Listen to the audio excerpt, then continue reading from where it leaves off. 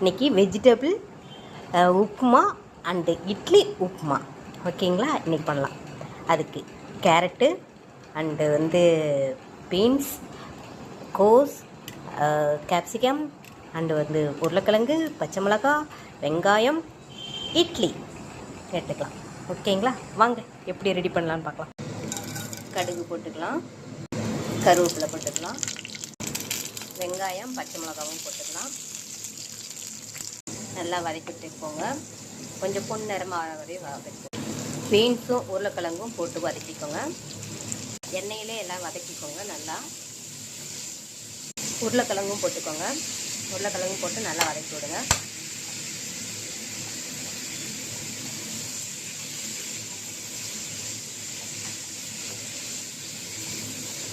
கேஜியும் கேப்சிகமும் mix பண்ணுங்க. ஏன்னா கேபேஜில் ஏற்கனவே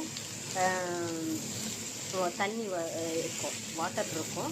அதோட மிக்ஸ் பண்ணிங்கன்னா அதோட குக்கிங் ஆகிறதுக்கு குயிக்காக ஆகும். ஆக்சுவலாக நீங்கள் மிக்ஸ் பண்ணிக்கோங்க. பிளாக் பெப்பர் எடுத்துக்கோங்க, நல்லா துவிக்கோங்க. அதிகபட்சம் நம்ம பிளாக் பெப்பர் தான் நமக்கு காரமே தரும். ஓகேங்களா. அப்போ சால்ட்டு மிக்ஸ் பண்ணிக்கோங்க. இந்த டைமில் சால்ட்டு மிக்ஸ் பண்ணிங்கன்னா அது நல்லா குக் ஆகிடும். நல்லா மிக்ஸ் பண்ணிக்கோங்க.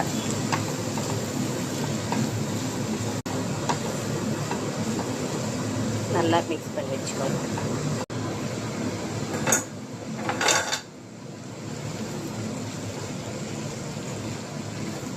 பாருங்கள், நல்லா வதங்கிடுச்சு. கலர் ஆக்சுவலாக சேஞ்ச் ஆகலை, பார்த்தீங்களா. அது மாதிரி இது பண்ணிக்கோங்க. காய் வெந்துருச்சான்னு பார்க்கலாங்களா. பரவாயில்ல, வெந்துருச்சு, ஓரளவு வெந்துருக்குது, போதும். இந்த டைமில் நம்ம இட்லியை போட்டுக்கலாம். போட்டு நல்லா கிண்டி விடுங்க. ஓகேங்களா. வெஜிடபிளோட மிக்ஸ் ஆகணும் இட்லி உப்புமாவும்.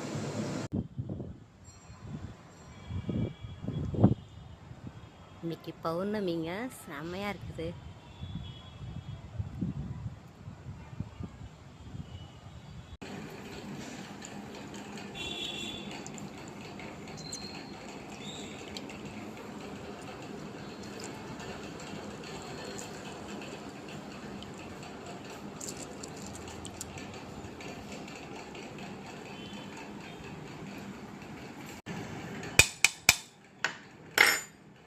இட்லி உப்புமா ரெடி. வாங்க சாப்பிட்லாம். இதில் நீங்கள் சட்னி இல்லாமே நீங்கள் சாப்பிடுங்க.